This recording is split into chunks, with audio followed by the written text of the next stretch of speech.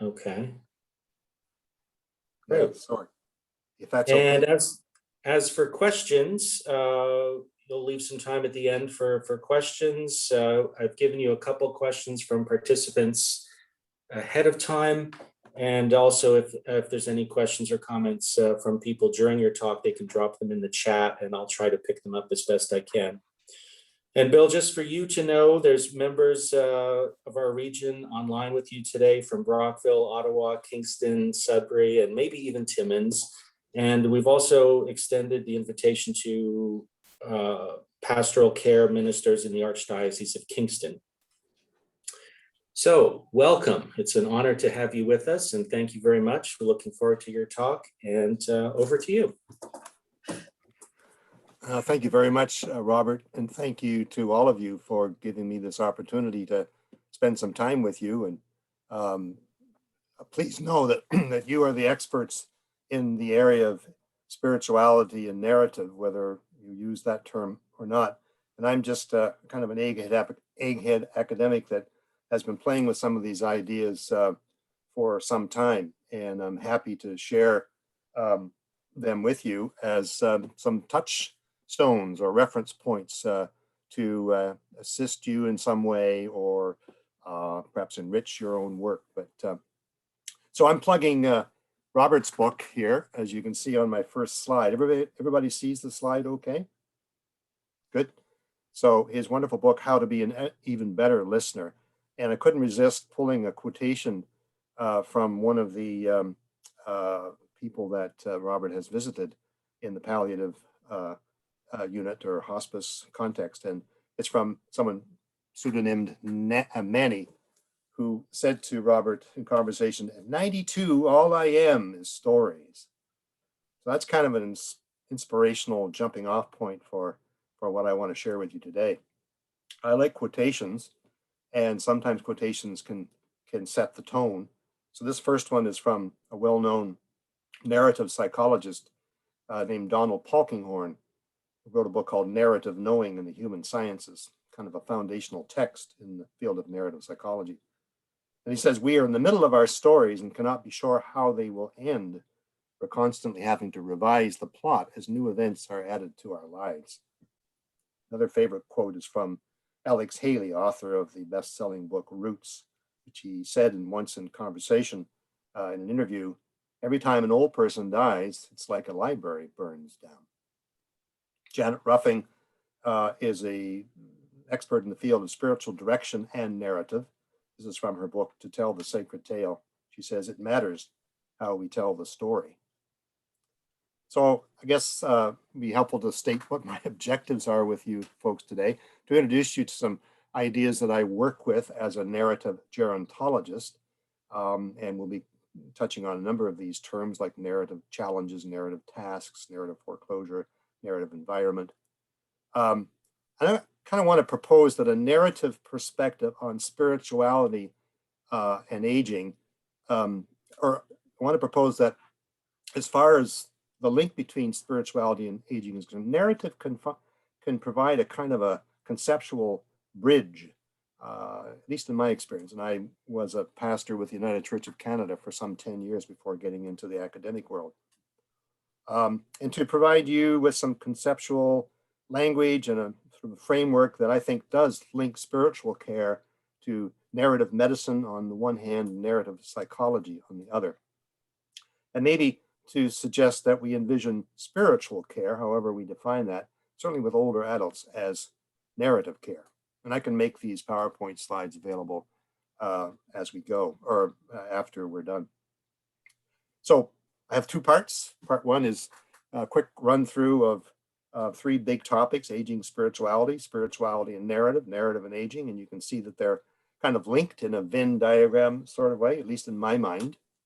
So the first piece of the pie that I'd like to chat about with you is aging and spirituality. It's been said by gerontologist Rick Moody that aging is like a natural monastery. Aging has been referred by some in the field of so-called transpersonal gerontology as implicitly spiritualizing, new word for me. research does suggest that older adults who participate in spiritual practices or religious activities, they actually tend to live healthier, longer, and maybe happier lives. And in terms of things like their blood pressure, their cortisol levels, social support systems, etc. Not in all cases, obviously, but that's the general kind of trend. These are some books that many of you may already be aware of anyway, that link aging with spirituality. One of my favorites is called From Aging to Saging by Rabbi Shachter Shalomi. I'll say a little bit more about some of his thoughts later on. Thomas More, who has written a book called Ageless Soul, in his initially best-selling book, Care of the Soul, writes, growing old is one of the ways that the soul nudges itself into attention to the spiritual aspect of life. So we'll start there. Ways in which I think aging nudges us, not forces us, but nudges us to become more down to earth. I mean, literally, we get shorter as we get older. And maybe on some level more grateful. My mother, 99 years of age, lives in a retirement home. And she said to me one day, she said, I feel like I'm already halfway in heaven. Oh, yeah, because I feel like I'm surrounded by so many angels, by whom she meant friends that she talks to on the phone, family members, but also the care providers in the institution where she works, where she lives. I think aging nudges us to become more farsighted, again, literally, because we typically become better at seeing things at a distance than up close. I was trying to read the instructions on a pill bottle earlier today, and this print is so darn small. I don't know who they make that for. Aging nudges us to tolerate paradox, ambiguity, the gray areas of life. This is called capacity for post-formal thought in the psychology of aging. Typically, aging nudges us to control our emotions better, to regulate our emotions, and not be so buffeted about by the sturm and drang of childhood and teenagehood and so forth.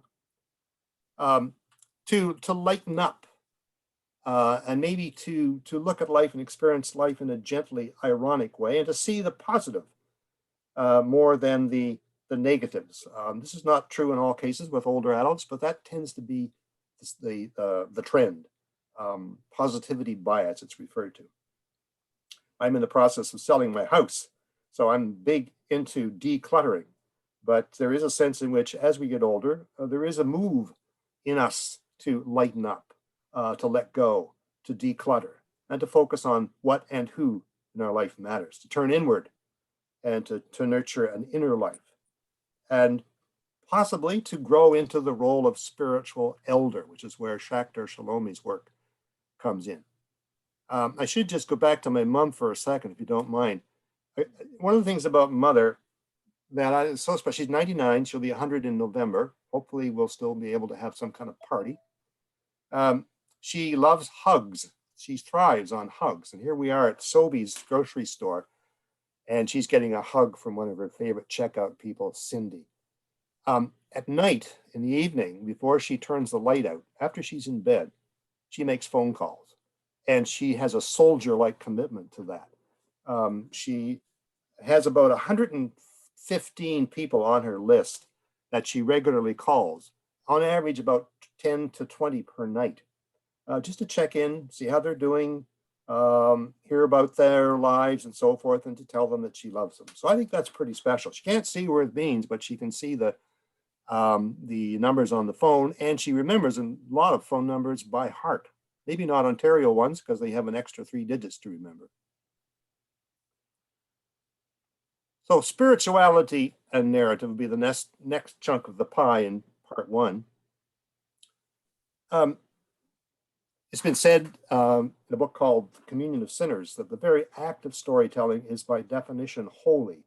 We tell stories because they save us. I'm going to guess that you folks know the truth of that more than I can possibly imagine. To enter another's life story is to enter a holy space. This is from Karen Scheib, who might be someone of interest to involved in your grand round sometimes. She teaches pastoral theology, or did, at Emory University in Atlanta. And then Robert Atkinson's wonderful book, The Gift of Stories.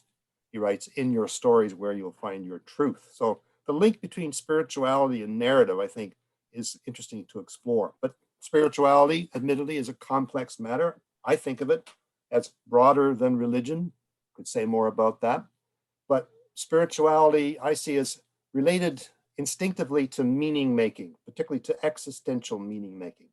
And insofar as it's about meaning making, then there's a narrative component, because narrative is one of the key means in which we human beings make meaning, as opposed to the squirrels that come to my bird feeder and rate it religiously.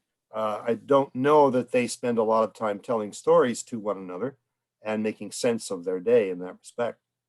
But the previous quotes suggest that storytelling itself has an implicitly spiritual dimension, spiritual, broadly defined.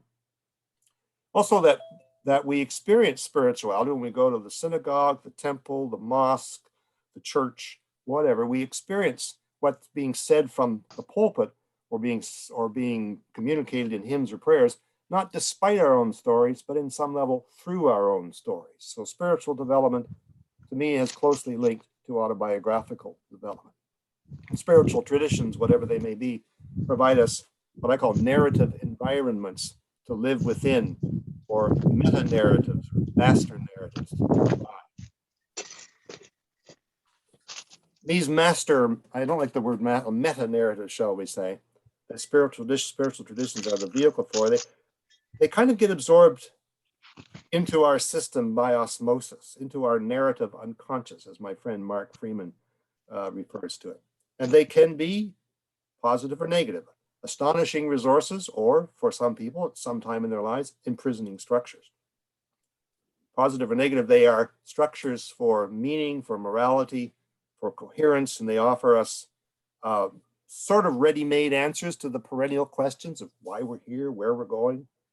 They provide what could be called narrative templates or narrative resources that we can adopt and adapt for thinking about life, the universe, and everything, to use that phrase from The Hitchhiker's Guide to the Galaxy. And they offer us kind of overarching accounts of ourselves and of our world, or of ourselves in the world, or a worldview.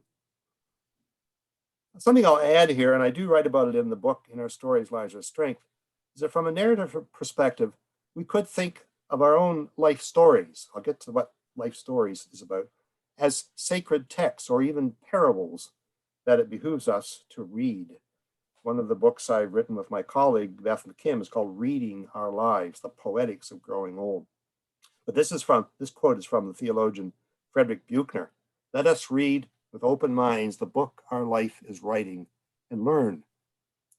So I say more about the parabolic dimension of our life stories in the book, but briefly, you could think of our own life story, which we're in the middle of as we are going along, as parabolic in the sense that the more deeply we read our lives, the more its meaning kind of exceeds us. And we find as parables, whether we're talking about the parables of Jesus or of the Sufis or whatever, there's always more in those stories that we can mine for meaning and insight. So our own life story, it's the meaning, shall we say, in our life stories is indeterminate and open-ended. And here's a quote from my friend and colleague, Mark Freeman, whose book I recommend, Hindsight. But he writes in one place, our lives, he says, are like richly ambiguous texts to be interpreted and understood, whose meanings are inexhaustible, whose mysterious existence ceaselessly calls forth the desire to know, whose meanings cannot ever yield a final closure. I find that quite stimulating. The third piece of the pie in part one is narrative and aging. Narrative, in my experience, and I've been working in this area for 30 years or more, has made an impact, narrative ideas, narrative perspectives, made an impact on a number of disciplines beyond psychology and gerontology, including theology and ethics and medicine. We'll talk a little bit more about narrative medicine later, and education, etc. These are some book covers that illustrate what I'm talking about. But from a narrative psychology perspective, a narrative gerontology for me is rooted quite significantly in the thinking that's been done within the subfield called narrative psychology. We understand who we are not in terms of statistics, our blood pressure, our white blood count, our glomerular filtration rate, but in terms of stories. And this reminds me of Manny's comment, at 92, all I am is stories. Dan McAdams, a well-known narrative psychologist, defines identity, which is Erik Erikson's term initially, as identity is a life story, an internalized and evolving narrative, some places he says myth or guiding fiction, that provides a life with a sense of unity, meaning, and purpose. But that identity narrative connection is pretty complicated. I had a student in my narrative gerontology course say to me once, gee, there's nothing simple about a life story. I thought that was quite wise, because as one person writes, there are many stories of self to tell and many selves to tell them. Also, there are gendered patterns at work in how we story our lives, and there are a number of researchers that are exploring this. You may have experienced this in your listening to the stories of male patients versus female patients. Our stories are entwined with others. I mean, I can't tell my own story without telling my sister Carol and Donna's stories, my mother and father's. And if you're part of a couple, it's kind of hard to say where your story begins and your partner's ends. And you develop we stories between you. And of course, as the field of narrative therapy would suggest, our stories don't always work for us.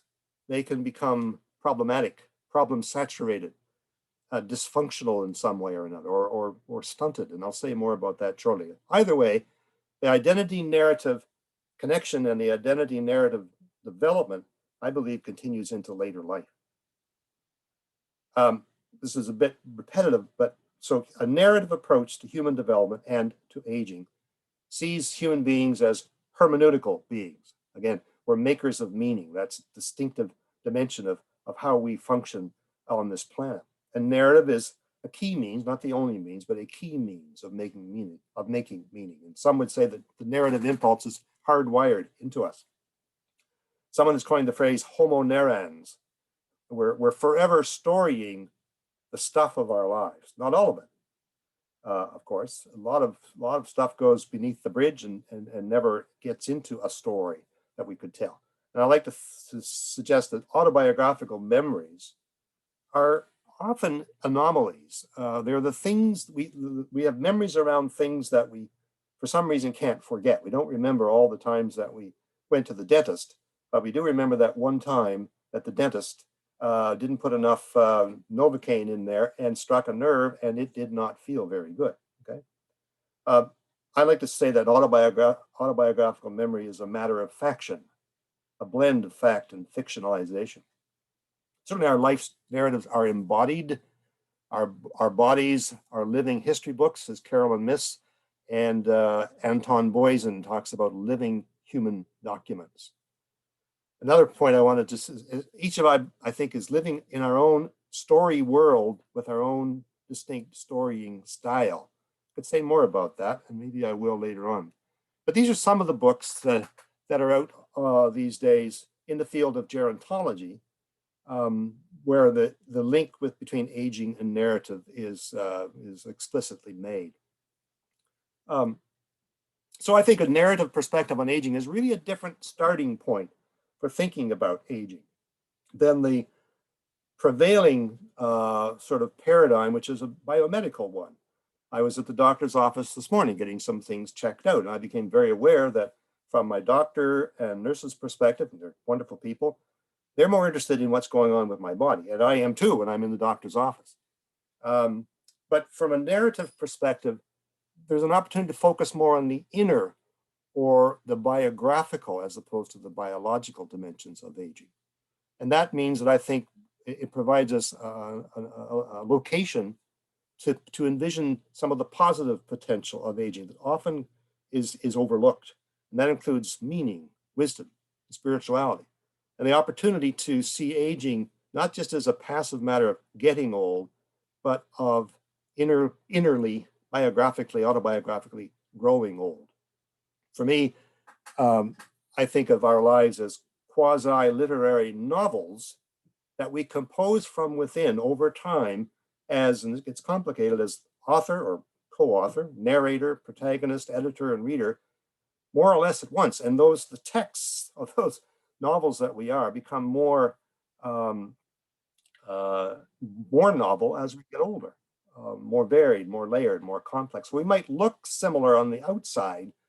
You know, you see a group of people, older people sitting in an audience somewhere, but on the inside, I think the differences are incredibly great. A narrative perspective can see us as not just one story, and that's a very problematic notion, but in fact, many stories in one of many different types in our library, to use that metaphor that Alex Haley has invoked. There's short stories about what I had for supper last night and what I said to my partner. There's the long story about the first marriage. There are subplots, there are chapters, there's me stories and there's we stories, and so on. There are public stories and there are private stories that we hardly even know how to tell ourselves. There are secret stories and there are what I call signature stories. I can say more about that later if there's time. So the narrative gerontology sees later life itself as increasing our need for meaning and thus for narrative activity. It invites from us more narrative thought than logical thought. And the distinction in narrative thought and logical thought comes to us from the psychologist Jerome Bruner, who made that distinction, and a lot of people have built upon that. There's a strong sense, certainly from gerontologists like Gene Cohen, author of The Mature Mind, that the aging process accelerates the autobiographical impulse within us. It pushes us to not just to tell, but to want to read or explore or ponder our unique stories. That's why Mark Freeman refers to later life as the narrative phase par excellence. And lastly, on this slide, I think that, in my perspective at least, there are some unique developmental tasks and developmental challenges that come with later life that are narrative tasks and challenges. When you're 2 or 3 years of age, your developmental tasks include walking and talking and going to the potty by yourself, okay? But there are still developmental tasks as we get older, even though they don't always get looked at in the textbooks. These are some images, rather stark maybe, but they do kind of set the tone for some of the narrative tasks that I think come with later life. And I'm going to say that these narrative tasks are inner tasks and spiritual tasks.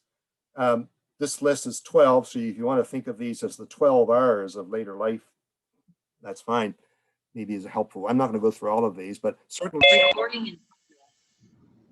Oh, don't know what that was. Certainly the impulse to review our lives.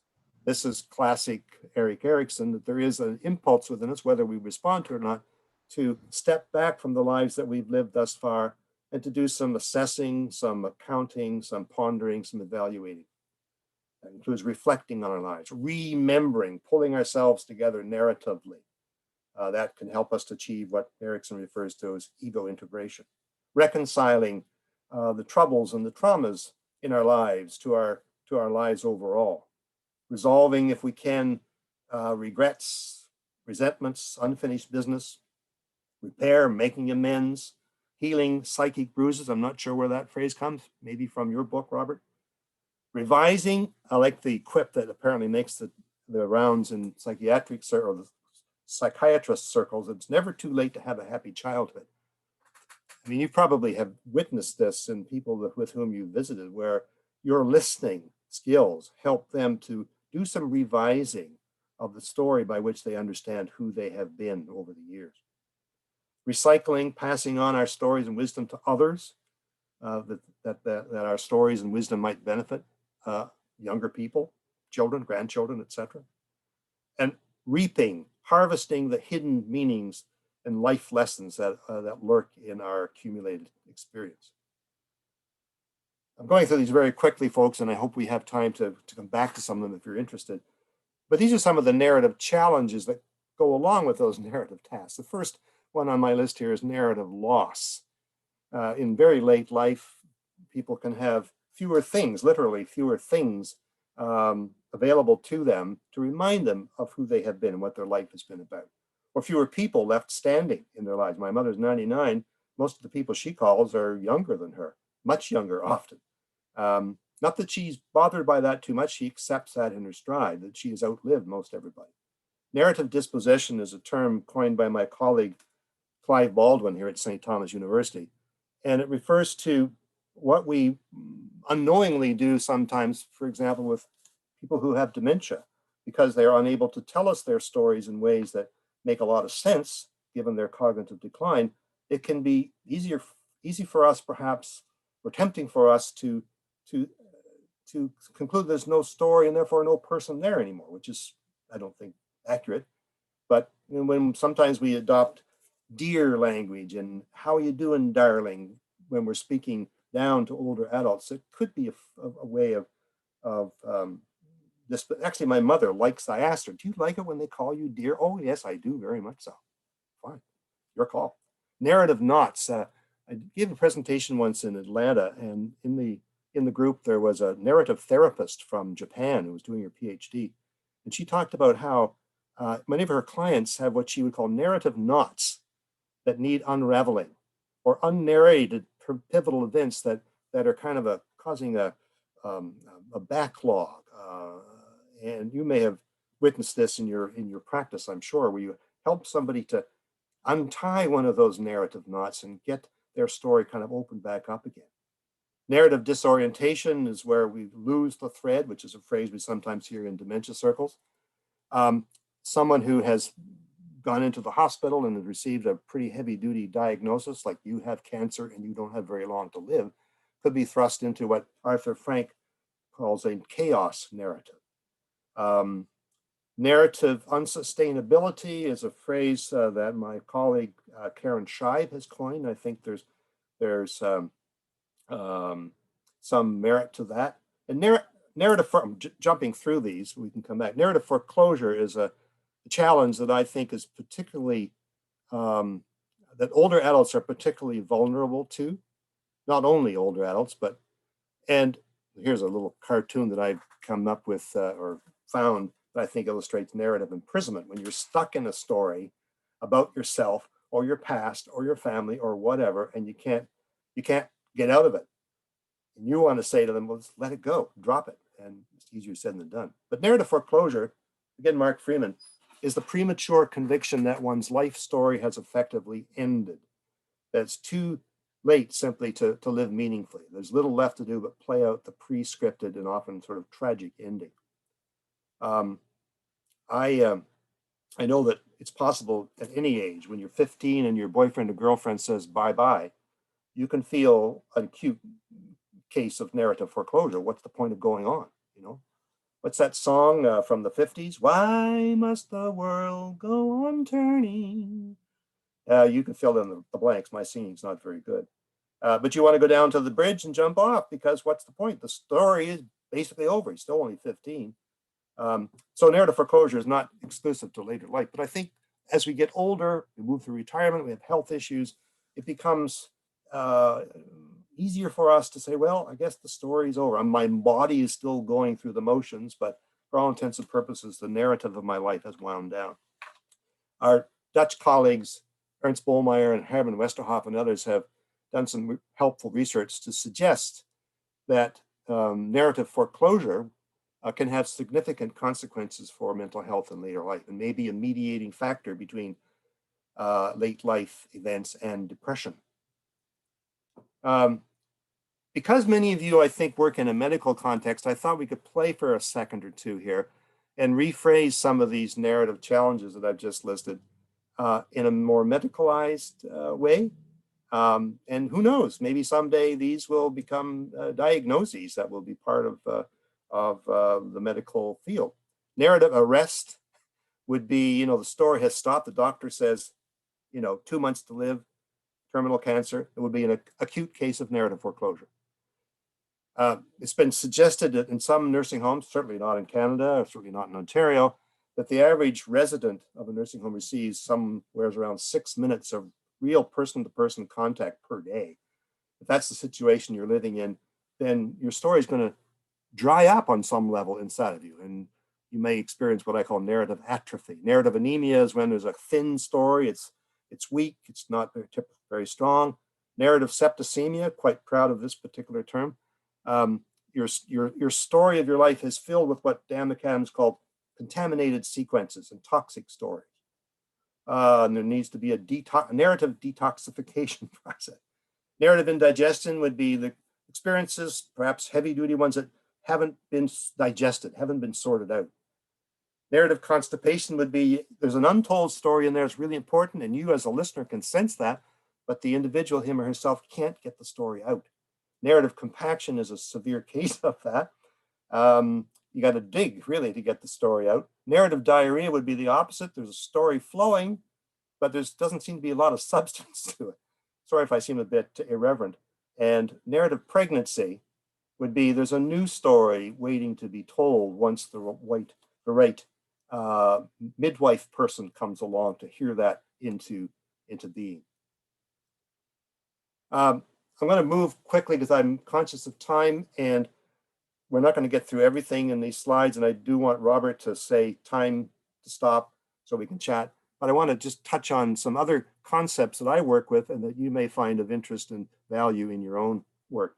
Narrative environment, narrative medicine, which you've heard of, I'm sure, narrative care, and narrative self-care.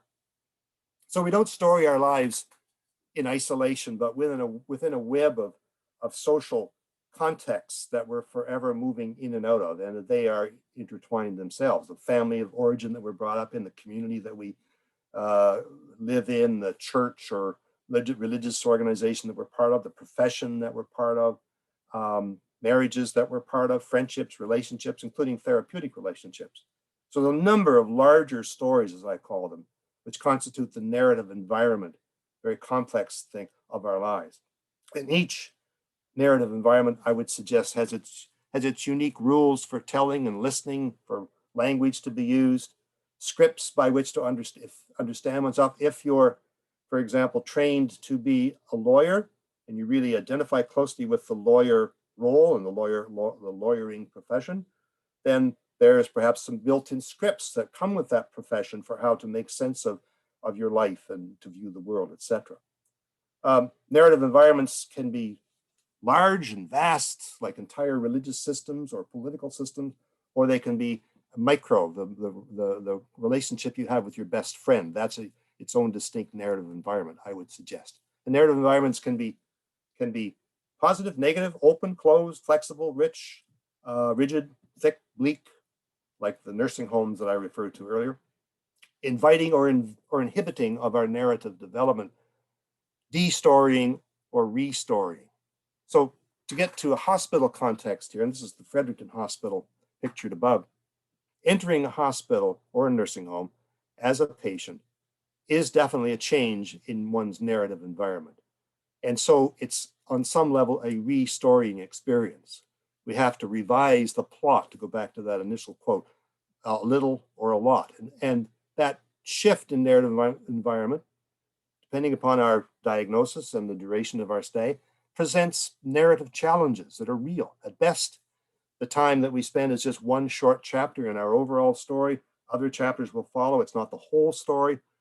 Or at worst, it's a de-storying experience. And we sense that our identity has somehow gotten reduced to a set of symptoms or a diagnosis or a label. Maybe we'll hear good-hearted staff, making reference to us, in at the outside of our door as the gallbladder in 13B, or the feed in 102, or the horrible term that we have sometimes in our media here in the Maritimes, a bed blocker. So obviously healthcare settings have their stories too. But I'm sitting here on the outside, but the language and the exchanges within them tend, understandably, to be dominated by a biomedical master narrative, where people are patients first and persons second. Logical thought, if you like, trumps narrative. I'm not sure if we can use that word trump in that sense now, but that's the original way in which it was used, I think, in the OED. And you as spiritual care providers, I'm guessing, could feel sometimes like round pegs in a world of square holes, champions of and experts in narrative thought in a world that's dominated by logical thought. Maybe like odd ducks. I don't know. I've certainly felt like an odd duck when I was doing chaplaincy rounds as a minister here in Fredericton years ago. So from Rita Sharon's book, Narrative Medicine, patient-centered care seeks an integrated understanding of the patient's world, their whole person, emotional needs, and life issues. I love how she brings in her own self a medical degree and a PhD in English literature in her masterful book, Narrative Medicine, Honoring the Stories of Illness. But for me, the patient's world is their unique story world. Their stories are central to their identities, emotions, values, beliefs, and to their health. Our patients understand who they are, not in terms of, as I say, white blood count measures or body mass index or bone mass density, etc., but in terms of stories, in terms of biography and not biology. Here we have medical doctor Oliver Sacks saying to us in his book, The Man Who Mistook His Wife for a Hat, biologically, physiologically, we are not so different from each other, but historically, as narratives, we are each of us unique or novel, as I like to say. So in a narrative medicine context, caring for patients' stories really is as vital as caring for their bodies. And we can sense their stories in their bodily gestures and postures because our stories are, after all, embodied. And I don't know, but I'm guessing that you could say if patients sense that you're not interested in who they are, but only in what's wrong with them, particularly with their bodies, they can become impatient, non-compliant, withdrawn, cranky, depressed, or whatever. So the question is, how can the kinds of settings in which many of you work be helped to become more restoring versus destoring so that folks can meet the narrative challenges as well as the medical challenges that they face? And my answer simply is through some form of narrative care. And again, I'm suggesting that spiritual care and narrative care are extremely close cousins. One of the early voices in the field of narrative medicine was Dr. Arthur Kleinman, who says in one place, few of the tragedies at life's end are as rending to the clinician as that of the frail patient who has no one to tell their life story to. And then Sam Keane and Ann Valley Fox, you can't tell who you are unless someone is listening. So the listening. So the people in our care, in hospitals, nursing homes, and other healthcare contexts are dealing not just with medical issues, but with narrative issues as well. Their story and thus their identity can be and often is threatened in one way in a disjointed, disoriented, dominated, shattered, shut down, rendered chaotic, prematurely foreclosed, and I would suggest in need of people like yourselves to help reopen, to restory, and to strengthen their stories. So I think of narrative care as story listening, as attending to, and maybe as importantly, as for the stories by which people understand who they are. I wrote a book once called The Stories We Are, and I still stand by that title, that we can't separate ourselves from the stories by which we understand who we are. And I'm borrowing a word from Robert's book. Narrative care is the subtle, sensitive, and he says nimble art of close reading of people's stories. And I can imagine that it's engaging, it's exhausting, and it's rewarding all at once. Narrative care is about attitude as much as activity. It's about empathy more than sympathy. It's about quality of connection as much as it is quantity of time. When my mother gets a 10-second hug by someone who stepped outside the COVID protocol and said, Emma, I want to give you a hug, then that's 10 seconds of that lasts mother the rest of the day. And she calls me and says, oh, I got the most wonderful hug from Debbie.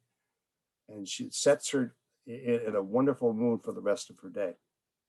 So narrative care is about helping people to tell their stories in ways that make them stronger, and I would suggest more resilient. We've been doing some work, the team and I here at St. Thomas, on narrative resilience in later life. Narrative care can be very informal, from, quote, just listening, and I don't like the word just in front of listening, to therapy per se.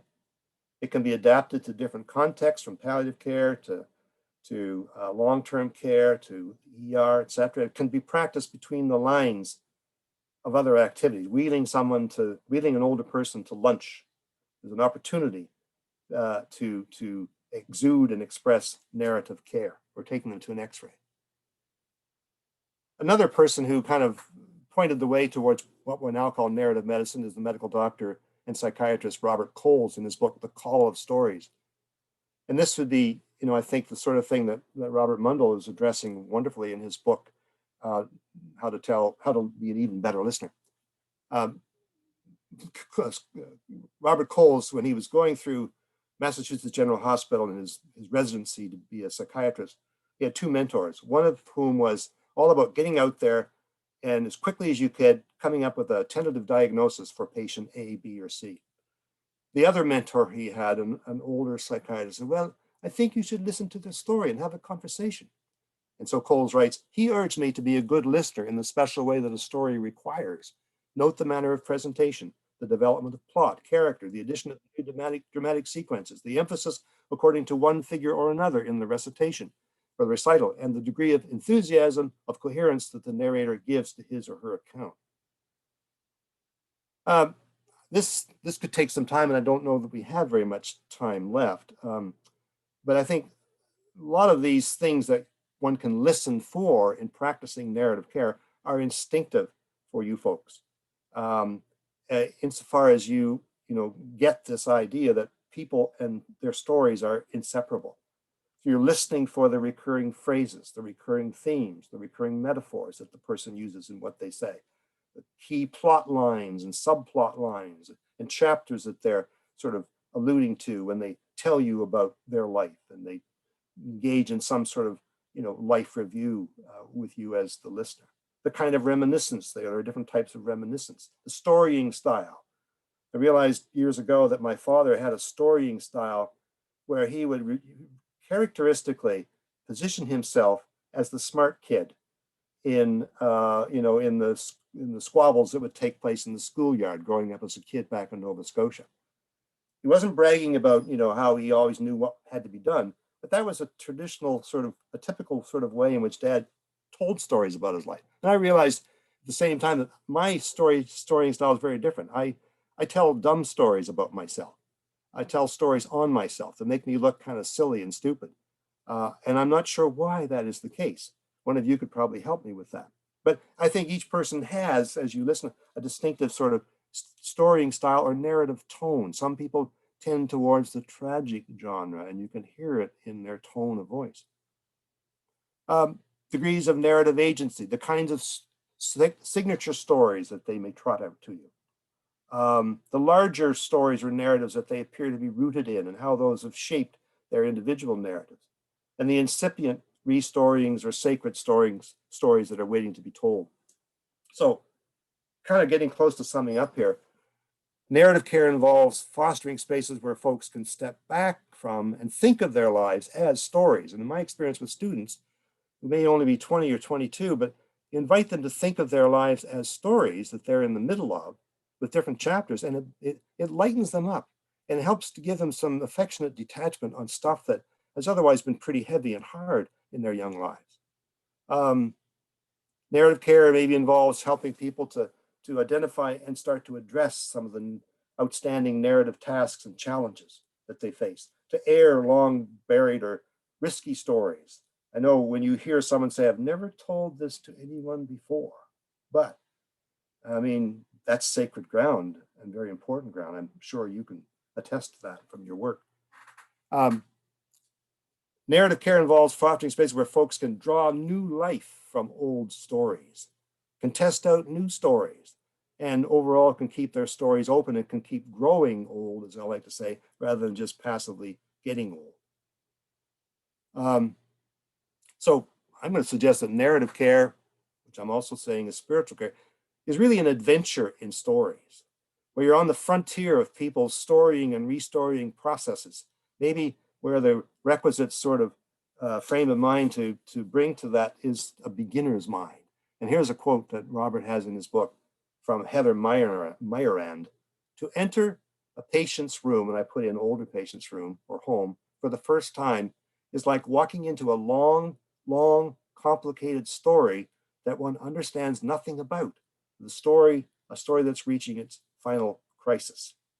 Now, older adults may or may not be palliative per se, but generally they're nearer the end of their life than they are the beginning of their life. And so they're more aware of their mortality. So there are a number of things that I think you could suggest narrative care involves with those who are dying. But Robert, I'm very conscious of the time, and I don't want to hog too much more of it because I hope we can have some time for conversation. I think we lost it. Yeah, it sounds good, Bill. Are there any questions? People can just jump in and ask, and I'm going to check if there's anything in the chat here.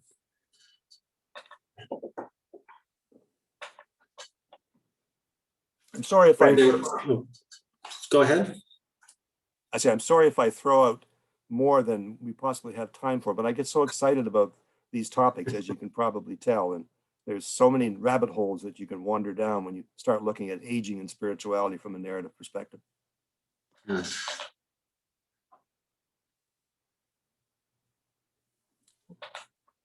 if there are no, I know there's a couple of, okay. Sorry, there were a couple of questions I sent ahead of time. Did you get a chance to Yes. think about those? Okay. Yeah, one was from Anne. It was about how I got interested in narrative in the first place. Well, I could say, but I was born at a very young age, which is very common here in New Brunswick. But my father was a preacher, and he was a natural raconteur. He could tell a story quite amusing and riveting about just about anything. And I think I grew up in a household where storytelling was prized. His storytelling, that is, not so much ours as kids. But the Maritime Provinces, maybe you could argue, has a particularly lively narrative environment. People are often valued and prized in some communities because they're good storytellers, and they're good to have at the party because they're entertaining and they have a wonderful way of taking the stuff of their lives or the stuff of the community and making it into a very listenable. So I think I grew up with an interest in stories. I read a lot because I missed a lot of time due to sickness as a kid. So I read a lot of Hardy Boys books.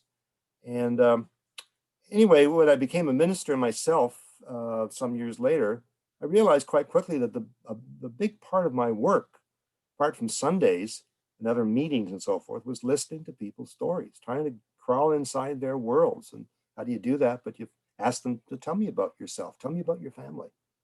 And then when I got to divinity school, I realized that back in the 70s, there was something being called narrative theology, which really caught my attention. And I embarked upon some graduate studies in that area, but had to abort them and went into the parish ministry. But when I decided to go back to University of Toronto, OISE, and I was admitted to a doctoral program, I realized, all that stuff that I was interested in earlier about narrative and narrative theology and stories, I wonder if I could whip that into some kind of a thesis. And thankfully, I had some good direction, and it resulted in a book called The Stories We Are, an essay on self-creation. And that book is still one that I mine for ideas and has led me, thankfully, into the field of narrative gerontology, which I didn't have a background in prior to starting to work at St. Thomas. So don't tell anybody, but I'd never taken, let alone taught a course in gerontology before coming to St. Thomas. But we learn on the job, don't we?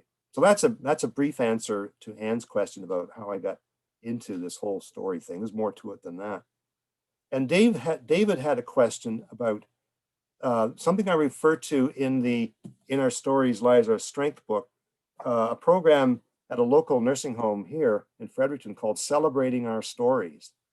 And that's one of the more formal or more Cadillac versions of narrative care, as I like to call it, because it's quite labor intensive, but it's also extremely valuable in terms of enriching the environment and the climate of the nursing home and where such a program is practiced. And in the program, individual older adults are selected and are interviewed at length using something called Life Bio, which is a book and a website.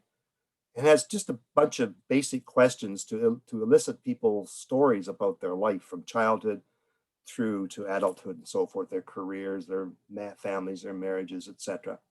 And after a number of such interviews, the residents' answers are written up in a book form and presented to them at a public ceremony in the nursing home. But the book of their life, and I've known some residents who are so proud of that they'll carry that book around in their walker with them ever after. But there's a video that's done of their life featuring photographs from various parts of their life, some of their favorite, some of the sayings that they or some of the things that they said in the interviews, and some of their favorite pieces of music. So for 15, 20 minutes, the audience at these ceremonies is regaled with a kind of a glimpse, multimedia glimpse of that individual's life, whom otherwise we might say, oh, well, that's just Mary or John, and he's kind of out of it or whatever. But for that time, that afternoon, that person comes alive for everybody, staff, volunteers, even family members, and others who attend, as, oh my gosh, all the things that they've done, all that they went through, all that they accomplished, and so forth. And never a dry eye in the audience at those events. So that's what Celebrating Our Stories is about. And you could find out more about that in a book that some of us edited called Storying Later Life, Issues, Investigations, and Interventions in Narrative Gerontology. But there are many. We have a program that's being launched here at through our university called Train the Trainer program in narrative care. And we are equipping people who are perhaps nurses or OTs or PTs or social workers working in various contexts. We're equipping them with the basics of, shall we say, narrative care, so that they can go out and train others. And we hope that there'll be like a ripple effect throughout our region. Because there is quite a bit of interest in our region in narrative ideas. And we find a lot of life writing groups popping up here and there. And I get asked to speak to such groups on a fairly regular occasion. So that, I hope, helps you understand a bit about the Celebrating Our Stories version of narrative care. I do have a slide up here about things you already know insofar as you work in the field of palliative care and hospice, is that, from a narrative perspective, there are certain kinds of things, shall we say, to be considered when you're working with or being with those who are dying. And one of the bullets there is people may prefer to tell nostalgic stories of their past. I had a wonderful Skype conversation or Zoom conversation yesterday with Odger Sinus, who is pronounced sinus as in the nose, okay, but it's different spelling.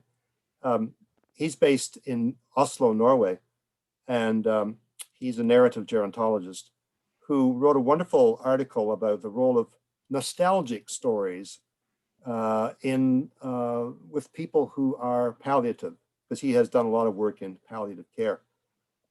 And where rather than sort of engage in a very in-depth sort of life review, which is quite labor intensive for the older adult, the individual preferred to tell sweet, sort of pleasant stories about happy times in their life that, in a sense, kind of gave you a glimpse into the best of their experience of being who they are. Like, oh, it was so wonderful when we were little children to go and in the fields overlooking the fjords with the family on the Sunday afternoon. I remember that, and how the flowers would dance in the breeze. So we might dismiss such stories as, well, there's no real substance there, but Odger Sinus has said, no, there's a lot of identity symbols that can be at work in those kinds of simple, poignant stories that people might like to tell near the end of life. But again, this is your territory more so than it is mine by a long shot. Any other questions from participants? I have a question. Hi, this is Janita from Kingston. I don't have a question, but I do want to say this is so much of our work, and yet to hear you give this presentation and talk about all the others, just really, it's enlivening. And so I really want to thank you very much. My dad wrote his memoirs when he finished them when he was 80, and he's almost 92 now, and he's blind now. And so the women who care for him and we ourselves, we read his stories to him. And he never wrote this for himself, but as it turns out, this is something that's really helping him now, because it's helping him to remember all these things. Storytelling's just so important. Thank you very much. I really appreciate it. I'm touched by your story about your dad and him writing his memoir at 80 and now being in his 90s. It's a similar situation as my own father. Okay. And that to read back to someone stories that they have written about themselves when they're 10 years further down the line can reignite their sense of agency and worth and value and meaning. And yes, I have lived a good life. Because sometimes when you're by yourself in a institutional room, you can feel that your story kind of dries up, as I suggest, within you. And this reading back to someone the stories of their lives can be such an enlivening gift, for sure. Yeah, it really is. It really is. He also is in the habit of phoning people all over the world, and that's what keeps him going. At one of the things, yeah, just like your mom. Yeah, it's like for mom, it's like a personal mission almost, not in a religious sense, but No, you know, but she's kind of creating her own social support network. She's proactively, I mean, she can't see because of macular degeneration, yeah, but she can still talk yeah. and listen. I think it's a way of having purpose in your life as well. Yeah. Yeah, there's an old hymn that mother likes to remind herself of. You know, I was in a museum, the Civil Rights Museum in Atlanta, and there was a special room devoted to the personal effects of Martin Luther King Jr. And underneath this glass case, in his own handwriting, were the words of this song. So I'm going to tear up. If I can help somebody, if I can help somebody as I travel along, if I can cheer somebody with a word or song, then my living will not be in vain. And mother takes that to heart, not as a religious kind of mission, but as you say, it gives her life tremendous purpose. Yeah. Gets her up in the morning. Yeah. Thank you. This wonderful quotation from Christina Baldwin. I'm not sure if you know this book, Story Catcher, The Power of Story to Change Our Lives. I see what the work that many of you do as story catching and also being story companions, which is Karen Scheib's term. Practice of narrative pastoral care invites us to become story companions to one another. So it's not just a one-way street, because I'm guessing that as you listen, there is a certain amount of sharing that you may do with the older adult or the patient that you're talking with. And there is a kind of a merging, a meshing.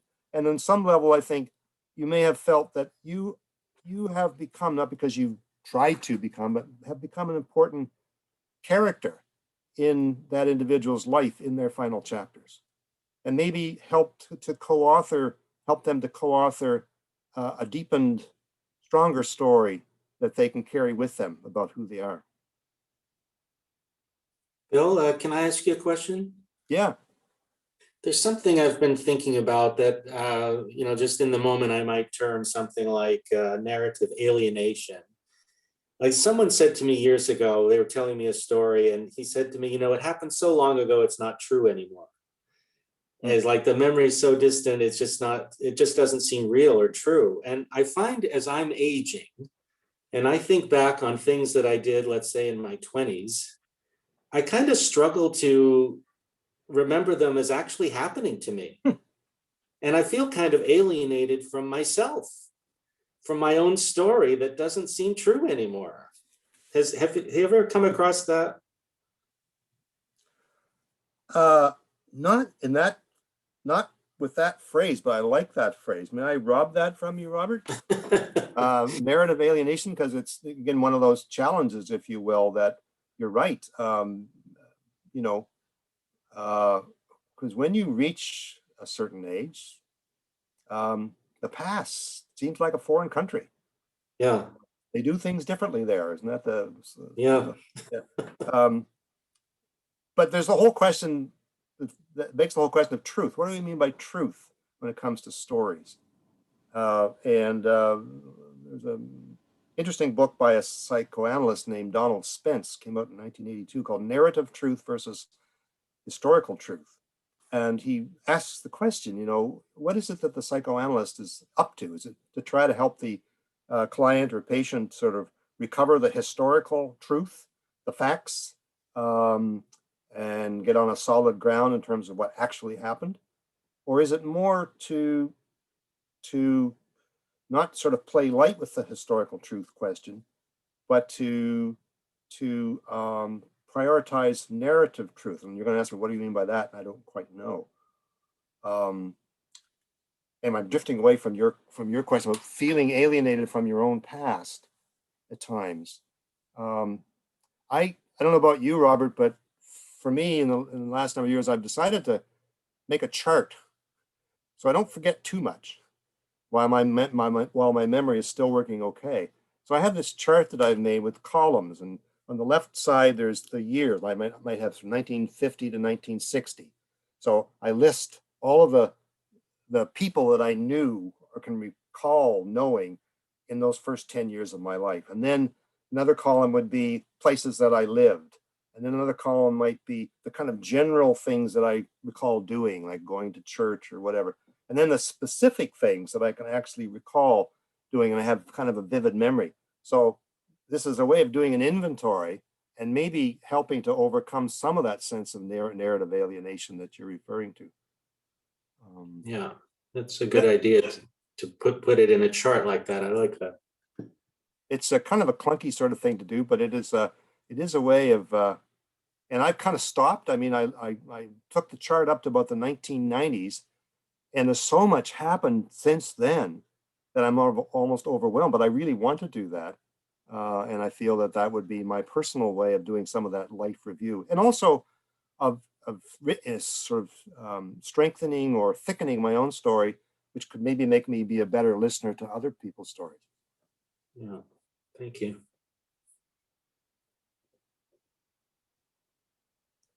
Anyway, Other questions?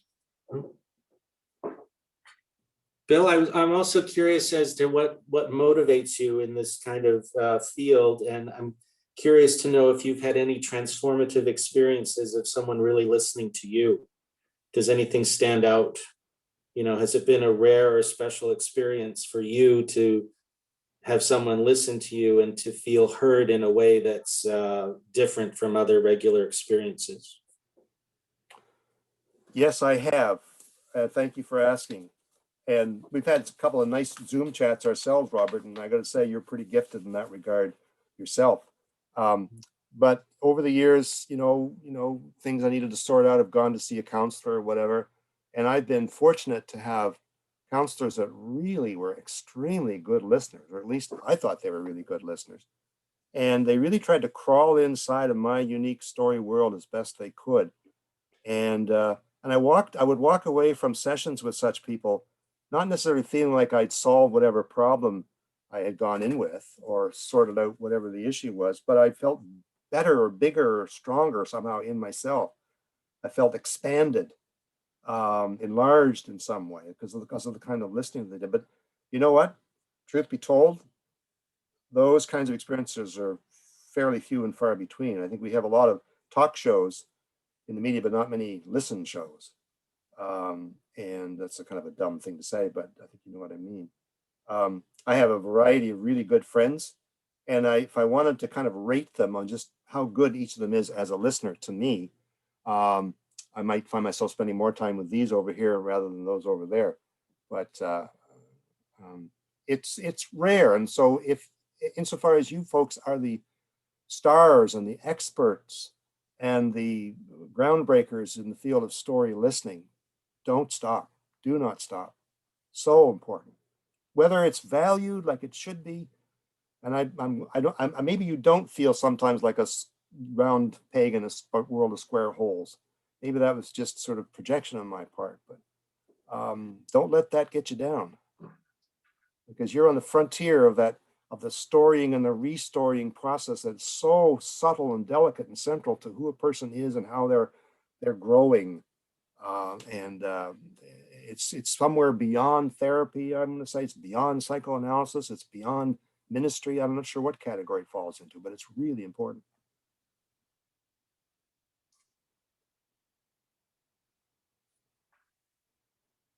So my little wrap up list here. I often will kind of go through these. So for me, narrative care is not rocket science, and yet that does not mean it's simple. It's anything but simple. It's an intricate, dynamic, delicate, or to use your word, Robert, nimble art, low tech but high impact. I think it's potentially transformative, not only in the life of the person you're listening to, but in your own life as well. Maybe that's part of why you people are hooked on this as a line of work and stay at it. It's regenerative. I think you can help somebody to turn their life and their life story from being an unmitigated tragedy to being an adventure. I don't know how you do that, but I think that's possible. I think narrative care is as vital and as important as dietary care, pharmacare. I think what some people really need, and you've probably sensed this more than I, is not, you know, another pill, but just a good dose of narrative care. It's spiritual care, it's patient-centered care all in one. It's a relationship, it's not a task. It's implicitly therapeutic, I like to say. And it's core care because it goes to the core, as the French would say, or the heart of who a person is and who they're becoming. And it begins at home, which is why I always include a section on narrative self-care, which is no time for today, but the rest of the slides, which I'll happy to send to you to distribute if you'd like, touches on. Really important. Yeah. So I've been trying to offer a framework that comes from this emerging field of narrative psychology and narrative gerontology and narrative medicine, which I'm sure you're aware of anyway, to provide linchpins or connecting points and maybe even a language to further validate what it is that you do.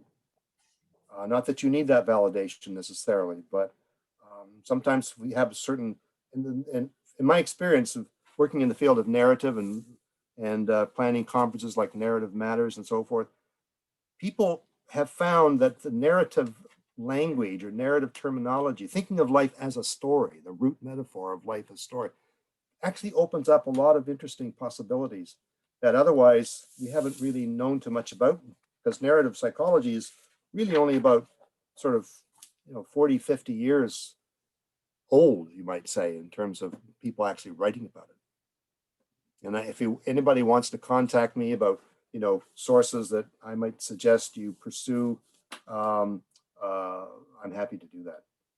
Absolutely. Great. Thank you so much, Bill. This has been a wonderful presentation. It's so nice to have you with us, and thank you.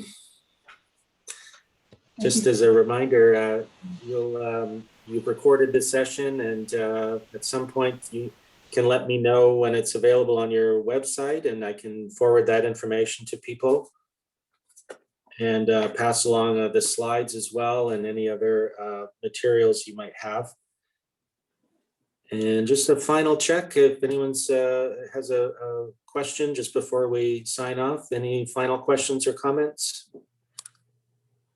Really enjoyed it. Thank you very much. Thanks, Anne. Great. Thank you, Bill. A pleasure. Take care, folks. Keep up the good work. All right. Bye-bye.